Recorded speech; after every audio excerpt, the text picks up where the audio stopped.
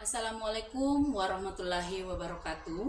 Perkenalkan, saya Nuranti SPD, calon guru penggerak angkatan 7 dari SMP Negeri Tatap 11 Bulukumba, Kabupaten Bulukumba. Yang terhormat Ibu Nur Aulia Hafid SPD MM sebagai fasilitator dan Ibu Fatmawati SPD sebagai pengajar praktik.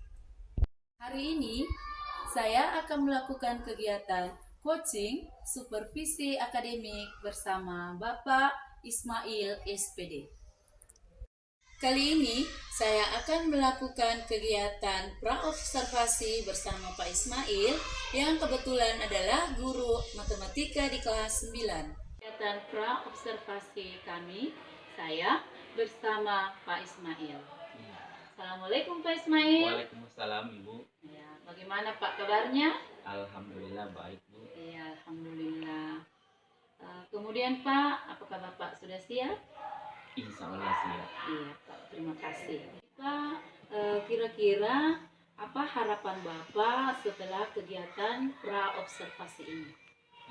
Baik Bu. Harapan saya setelah praobservasi ini, saya harap kedepannya anak-anak lebih bisa memahami materi-materi yang saya ajarkan. Dari mereka yang sebelumnya tidak tahu, mereka akan lebih tahu. Kemudian yang sudah tahu akan bisa membimbing temannya lagi untuk supaya teman yang tidak tahu bisa menjadi lebih tahu lagi. Ya, ceritanya ini jadi tutor sebaya Pak ya? Iya Bu. Iya, bagus itu Pak, bagus. Jadi harapan Bapak seperti itu. Nanti pada saat observasi Pak, tujuan pembelajaran yang ingin Bapak sampaikan kira-kira bagaimana Pak? Tujuan pembelajaran saya harapkan setelah pembelajaran ini anak-anak bisa menghitung luas permukaan tabung dengan benar, karena yang akan saya ajarkan nanti Bu ini kan tentang bangun ruang sisi lengkung, dalam hal ini tentang luas permukaan tabung. Oh iya, bagus Pak. Kemudian Pak, bagaimana dengan anak-anak pada saat Bapak memberikan proses pembelajaran? Apakah anak-anak semua memahami tentang pembelajaran yang Bapak berikan atau bagaimana Pak? Iya Bu, baik. Kalau berbicara tentang anak-anak, makanya saya milih mode pembelajaran ini karena ada anak yang sudah tahu dan ada anak yang belum sama sekali tidak tahu. Olehnya itu saya pakai ini metode tutor sebaya, supaya anak yang sudah tahu bisa lebih memberikan pemahamannya kepada temannya yang sama sekali belum tahu. Iya. Seperti itu. Iya, bagus Pak, terima kasih. Kemudian tadi Bapak mengatakan bahwa ada yang anak-anak yang sudah tahu, belum tahu, dan lain sebagainya. Dalam proses pembelajaran Bapak, strategi apa kira-kira yang Bapak gunakan untuk menghadapi anak-anak yang bervariasi ini Pak? Iya, baik Bu, karena ini saya bagi kelompok secara heterogen. Jadi yang saya siapkan di sini adalah tentu saja video pembelajaran, kemudian slide PPT, PowerPoint, kemudian yang kedua tentu saja yang paling penting di sini adalah lembar kerja peserta didik. Ya, itu kemudian yang mereka kerjakan dan mereka diskusikan Bu. Oke. Lalu Pak, area pengembangan yang hendak Bapak capai, misalnya satu saja Pak, misalnya Bapak mau bagian produk yang mau dikembangkan supaya tercapai, atau yang mana Pak? Baik Bu, area pengembangan yang akan saya capai di sini adalah tentang bagaimana siswa berkolaborasi dengan temannya. Dalam hal ini kegiatan diskusinya aktif, seperti itu Bu. Oh iya Pak, jadi kolaborasi Pak ya yang mau dikembangkan. Bagaimana anak-anak bekerja sama dengan baik, kemudian bagaimana mereka bertanggung jawab sepenuhnya dengan kelompoknya. Oh iya, bagus Pak. Jadi Pak, tadi Pak Ismail mengatakan bahwa area pengembangan yang ingin dicapai oleh Bapak adalah tentang bagaimana anak-anak berkolaborasi di dalam kelas dalam berdiskusi. Lalu setelah ini Pak, bagaimana kira-kira strategi yang Bapak lakukan untuk mencapai rencana Bapak tadi? Ya, baik Bu. Untuk masalah kolaborasi, tentunya hal pertama yang saya lakukan adalah memberikan bimbingan atau pengarahan kepada anak-anak Betul. dengan cara mendatangi setiap kelompok, bagaimana berkolaborasi yang baik antar teman yang lain, seperti itu Bu. Bagus, Pak. Ya, Pak. Sekarang kan hari Kamis, tanggal 27 Pak ya? Iya Bu. Iya, jadi Bapak siapnya untuk observasi nanti itu Pak, kira-kira tanggal berapa Pak ya? Saya insya Allah siapnya hari Sabtu Bu, tanggal 29. Hari Sabtu, tanggal 29 April ya Pak? April. Iya. April. Oh iya, bagus Pak. Terima kasih atas kerjasama Bapak. Kemudian sampai ketemu insya Allah hari Sabtu, dan insya Allah juga kita sehat dan kita ya bersama-sama memajukan anak-anak kita, mencerdaskan anak-anak bangsa. Insya Allah Pak, tanggal 29 kita berjumpa lagi dalam kegiatan observasi. Iya. Terima kasih banyak Pak Ismail. Sama-sama Bu.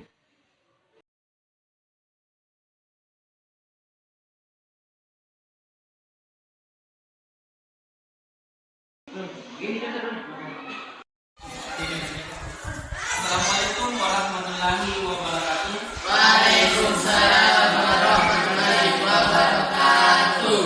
Selamat pagi semuanya. Pagi Pak. Ya. Bagaimana kabarnya hari ini? Baik. Baik semua ya. Baik Sehat? Sehat? Pak. Alhamdulillah.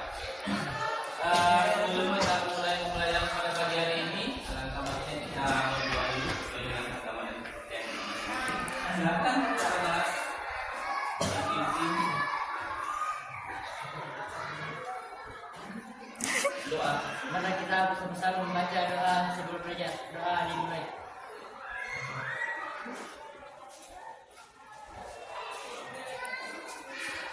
Selesai.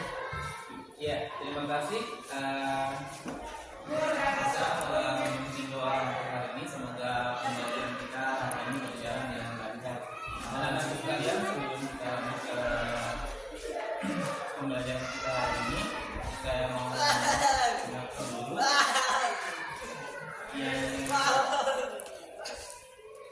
yang hari dan hari ini.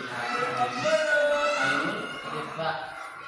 Ahmad Biasa, Ahmad Biasa, ya.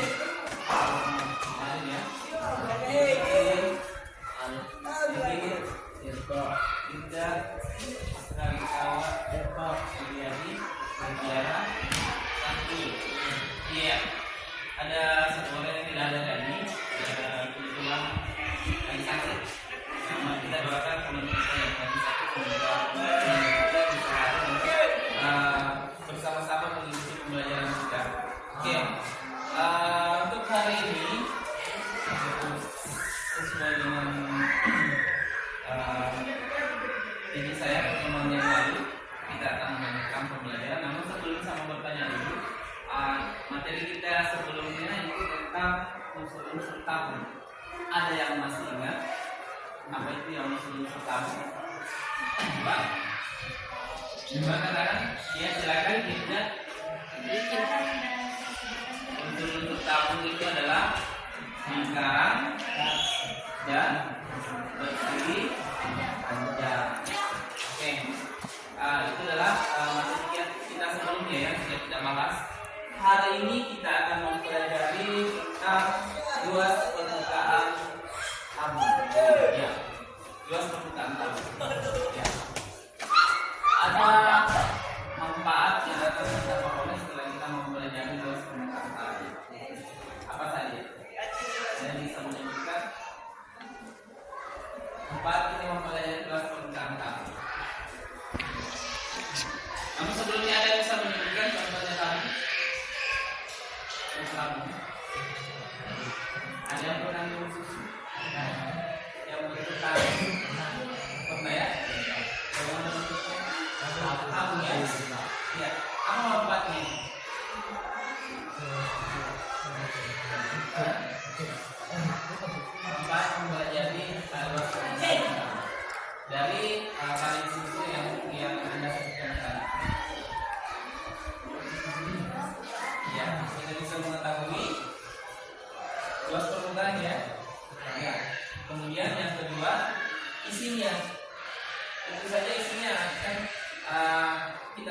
mengetahui isi yang terdapat di dalam kaleng susu. Ya, mungkin ya. Oke.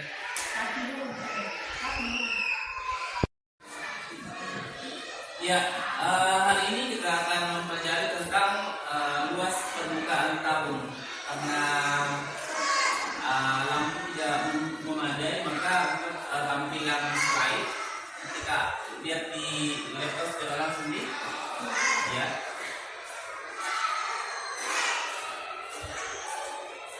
Silakan diperhatikan sebentar, kalau ada yang harus masalah dipertanyakan. Semoga ada di sana dalam keadaan sehat semuanya. Pada video sebelumnya, KBRI sudah membahas tentang kewenangan dan kesempurnaan. Nah, pada video kali ini, KBRI akan mulai membahas bab bangun ruang sisi lengkung bagian pertama, yaitu tentang tabung. Sosial anak sekalian, mari kita mulai. Silakan disimak.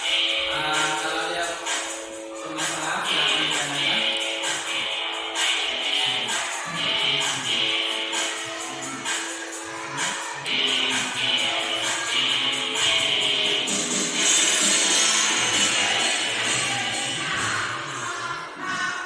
Pertama, KBRI akan sampaikan dulu tujuan dari membentuk tabung. Setelah menggunakan video ini, kalian diharapkan bisa mengetahui definisi tabung, lalu mengetahui jari-jari tabung, setelah itu menentukan luas permukaan tabung, dan menentukan volume tabung.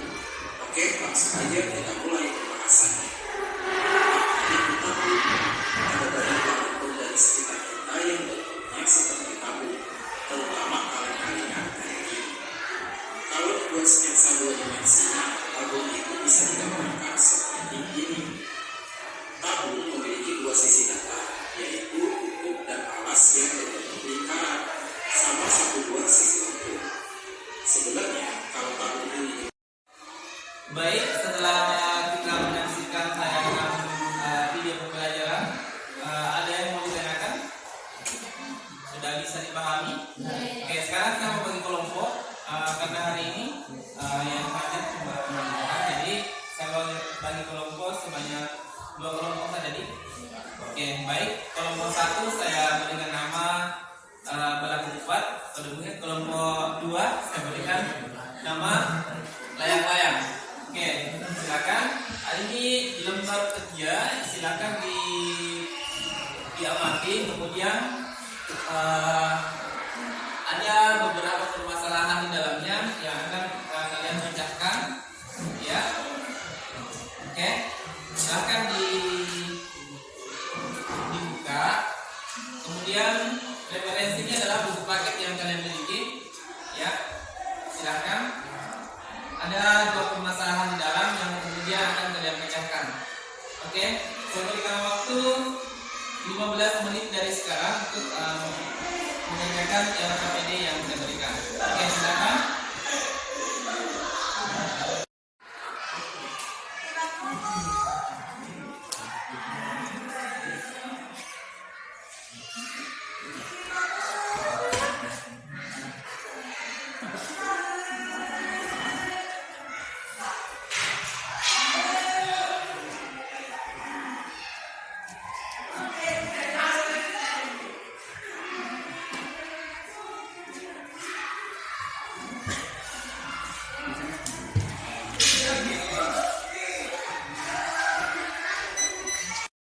Ya, baik.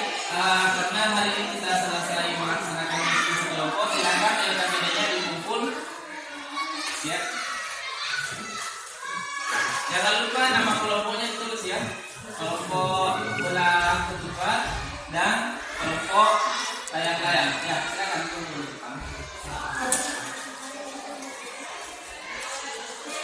Oke.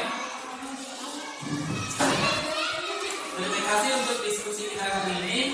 Namun sebelum itu saya mau meminta salah satu dari kalian atau ada yang bisa memberikan kesimpulan tentang pembelajaran kita hari ini. Silakan. Tentang luas permukaan tabung. Ya. Biar barangkali ada. Silakan. Silakan.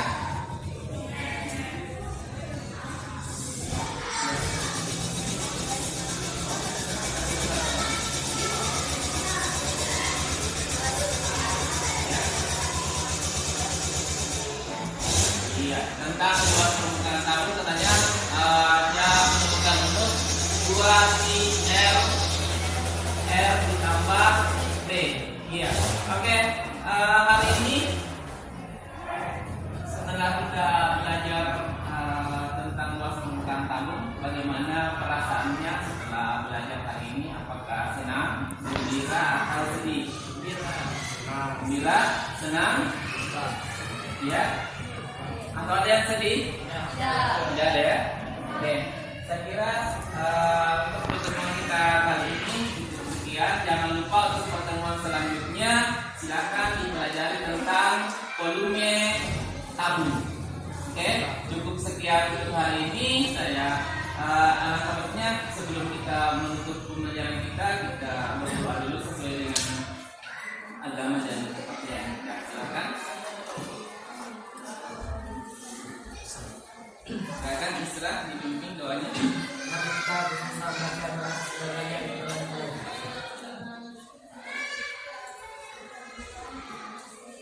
Terima kasih. Iya, terima kasih dan doa hari ini. Saya harapkan anak-anak sekalian tetap belajar di rumah, pelajari apa yang kita bahas pada hari ini. Untuk hari ini cukup sekian dan saya ucapkan assalamualaikum warahmatullahi wabarakatuh. Waalaikumsalam warahmatullahi wabarakatuh.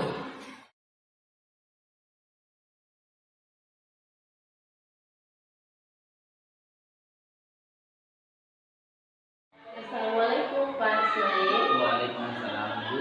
Ya. Jadi bagaimana kabar Bapak hari ini? Iya baik, alhamdulillah baik Bu. Ya. Saya bisa Pak ya minta waktunya sebentar. Iya Bu bisa.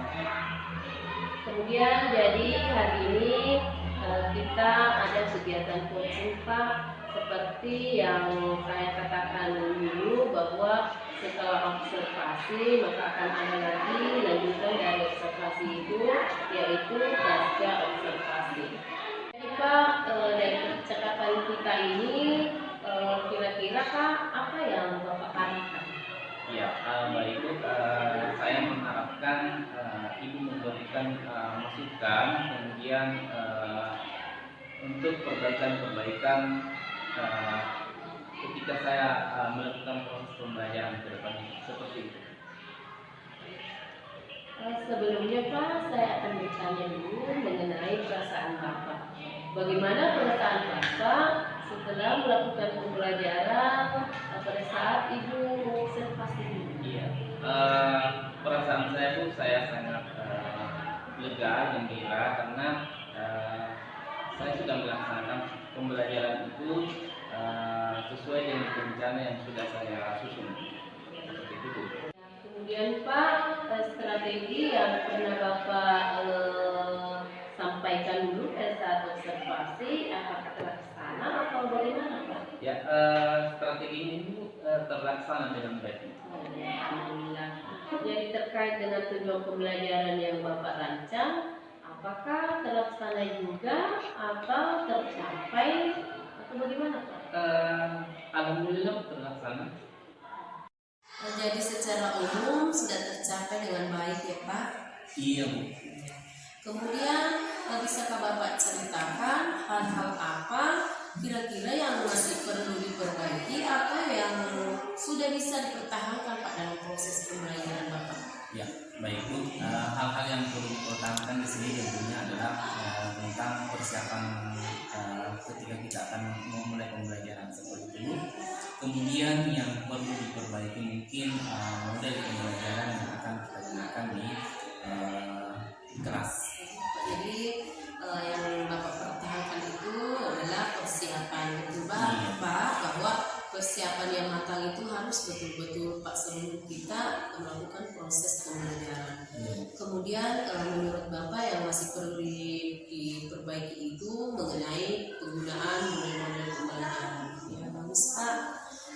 Jadi rencana untuk memperbaiki Pak yang mau diperbaiki ini bagaimana rencananya Bapak? Rencana saya untuk perbaikannya ke depan tentunya saya lebih aktif untuk mengikuti kegiatan MGMP, kemudian mengikuti seminar-seminar dan tentunya banyak belajar lagi dari sumber-sumber lain seperti itu. Dari rencana-rencana yang tadi itu Pak, kira-kira kapan waktunya? Waktunya itu saya kira Bu, baiknya itu di awal tahun pelajaran. Ya, Karena ini akhir-akhir Pak ya, sudah semester. iya Bu. Kemudian dari Bapak, ukuran keberhasilan yang Bapak rencanakan itu kira-kira bagaimana Pak bentuknya? Ukuran keberhasilannya itu Bu, tentunya anak-anak akan lebih senang belajar matematika seperti itu. Betul, Pak ya, karena matematika itu kadang-kadang anak-anak itu kurang Pak ya di Iya. matematika. Iya. Baik Pak. Kemudian siapakah kira-kira Pak yang bisa mendukung tercapaian rencana yang Bapak sudah susun? Ya, yang mendukung tentunya di sini adalah unsur-unsur atau yang ada di sekolah, yang tentunya adalah rekan sejawat, kepala sekolah sebagai pendukung di sini, kemudian kegiatan-kegiatan yang dilaksanakan di MGMP seperti itu. Baik Pak. Kemudian dari pertemuan ini Pak, apakah masih ada hal-hal yang mengganjal di hati Bapak? Bisa Bapak ungkapkan? Ya, baik Bu. Yang mengganjal saya masih membutuhkan masukan dan bimbingan. Bagus Pak. Jadi begini ya Pak, kita ini sama-sama belajar. Walaupun saya seorang guru privat, tetapi kalau tidak belajar juga tidak bisa Pak. Jadi kita tidak selamanya saya lebih banyak mengetahui tentang sesuatu hal dibanding Bapak. Ya, Pak. Kemudian tadi Bapak sudah mengatakan bahwa kita harus selalu belajar, baik dari MGMP, dari rekan sejawat, bahkan juga dari siswa. Kemudian supaya pikiran kita terbuka, seperti pembelajaran berdiferensiasi Pak. Apakah Bapak mengenal tentang pembelajaran itu? Oh iya Bu, untuk pembelajaran diferensiasi ini sebenarnya saya masih bingung. Masih ada hal-hal yang perlu saya pelajari tentang pembelajaran diferensiasi ini. Ya Pak, jadi tadi Bapak mengatakan bahwa pembelajaran diferensiasi itu membuat Bapak bingung. Kira-kira Pak yang mana Pak yang menurut Bapak itu yang membuat Bapak bingung atau membingungkan dalam pembelajaran itu? Ya, yang membingungkan di sini Bu, ketika akan diterapkan 3 gaya pembelajaran yang pertama adalah visual, audio visual, dan kinestetik. Oh ya, ya Pak. Kadang-kadang memang Pak kita bingung dalam pembelajaran itu. Bagaimana menerapkannya di waktu yang bersamaan. Iya. Jadi iya Pak, betul bahwa dalam pembelajaran diferensiasi itu ada yang tadi Bapak sebutkan itu bahwa 3 gaya pembelajaran dengan menggunakan audio, visual, dan kinestetik. Iya, jadi tadi Bapak mengatakan bahwa Bapak masih bingung dengan 3 gaya ini, 3 gaya pembelajaran. Kemudian langkah apa yang Bapak lakukan adalah Bapak tidak kebingungan lagi dengan gaya pembelajaran di pembelajaran berdiferensiasi ini. Ya, langkah yang saya lakukan ini Bu, tentunya saya akan mencari referensi di internet, terutama di YouTube. Kemudian saya tetapkan pada saat proses pembelajaran itu di kelas seperti itu. Jadi ketika Bapak bingung tentang pembelajaran berdiferensiasi, Bapak mencari referensi dari internet, misalnya YouTube, itu bagus sekali. Iya, jadi sebenarnya balik dari saya tentang pembelajaran Bapak waktu itu, Bapak sudah melakukan pembelajaran yang sudah tepat. Bapak banyak memiliki wawasan tentang pembelajaran baik diferensiasi tadi Bapak sudah jelaskan. Kemudian berdoa, menutup pembelajaran